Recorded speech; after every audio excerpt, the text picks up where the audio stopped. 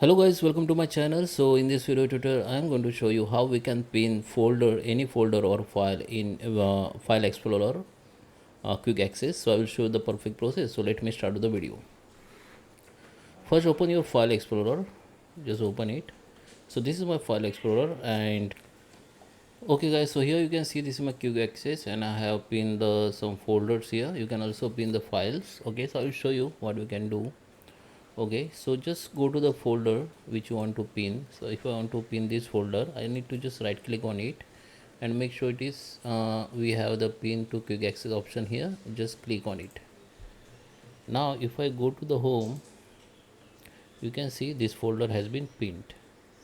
But if you want to pin your file like Excel file and Microsoft Word file or PDF file, then just select that, right click on it, and here you can see there is no any option to pin files, but we can use that add the favorites.